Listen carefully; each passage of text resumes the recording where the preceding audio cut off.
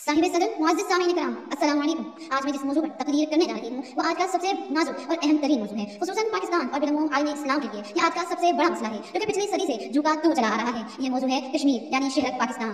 फिरदौस भरी कश्मीर की गुलपोश वादियाँ, रुई के गालों से बिकी चट्टानें, हंसते मुस्कुराते लहलहाते मरग़ज़ार और महकते चहकते और दमकते हुए सब्ज़ार, साज बजाती और गीत गुनगुनाती नदियाँ और रंगो सुरूर में नहाए हुए नज़ारों की सरज़मीन, दुनिया की ये जन्नत आज इंसानी खून जहाँ हर तरफ आग ही आग है, जहाँ बारूद की धूप फैली हुई है, जहाँ जुल्म के बादल छाए हुए हैं, जहाँ बमों के धुएं से घटाए छाई हुई हैं, जहाँ मासूम कलियां मुस्कुराती जवानियों और गमज़दा बुढ़ापों को मौत की अथाह तारीकियों में धकेला जा रहा है। साहिब सदर ये अनगिनत सवालात हैं जिनका सिर्फ एक ही जवाब है, भारतीय साम्राज्य। कुफ्र की चादर में लिपटा हुआ ये भारतीय साम्राज्य है जिसने वादिय रंगो नूर को वादिय लहू रंग में तब्दील कर दिया है, मजलूम इंसानों के तिलकों को अज़ियतनाक कराहों में तब्दील कर दिया है, पायल की छन छन को जुल्म की जंजीरों में जकड़ दिया है। ये जन्नत नज़ीर वादी जहाँ कभी फूल महकते थे, फिजाओं में अबर पारे रक्स करते थे और नरम हवाओं का गुजर था, आज वहाँ तारीकी और सन्नाटा छाया हुआ है। 1 करोड़ कश्मीरियों पर अंगारे बरसाए जा रहे हैं, संगीन की नोक से उनके सीने छलनी किए जा रहे हैं, उनके हंसते बसते घरों को राख के ढेर में तब्दील किया जा रहा है। ऐसा क्यों है? ऐसा क्यों है?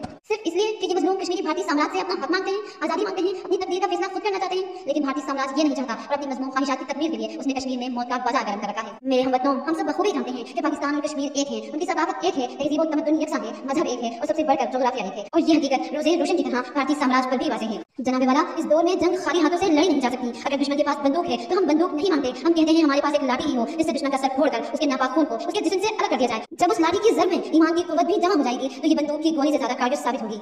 काफिर है तो शमशीर पे करता है भरोसा, काफिर है तो शमशीर पर करता है भरोसा, मोमिन है तो बेदिल भी लड़ता है सिपाही। इकबाल के शेर की सदाकत में कुछ शुबा नहीं, वो भारतीय काफिर हैं जिन्हें सिर्फ और सिर्फ अपनी ताकत, अपने असलहे पर नाज है। तारीख गवाह है, फितरी तौर पर हिंदू एक बुज़दिल कौम है और पीठ पीछे छुरा घोंपने में भी शुक्र करती है। कश्मीर का बेदिल सिपाही काफिर से लड़ रहा है, लेकिन काफिर की शमशीर जदीद असलहे में तब्दील हो चुकी है और जरूरी है कि इस जदीद असलहे का मुकाबला करने के लिए मुसलमान के पास कुछ न कुछ जरूर होना चाहिए। मुझे यकीन है आज अगर कश्मीरियों को थोड़ा बहुत जरूरी असलहा भी फराहम हो जाए तो वो भारतीय साम्राज्य को जिल्लत आमेज अंदाज में वादी छोड़ने पर मजबूर कर देंगे। दोस्तों, मिलकर नारा लगाओ, लेकर रहेंगे आजादी, होकर रहेगा कश्मीर आजाद। वस्सलाम, शुक्रिया।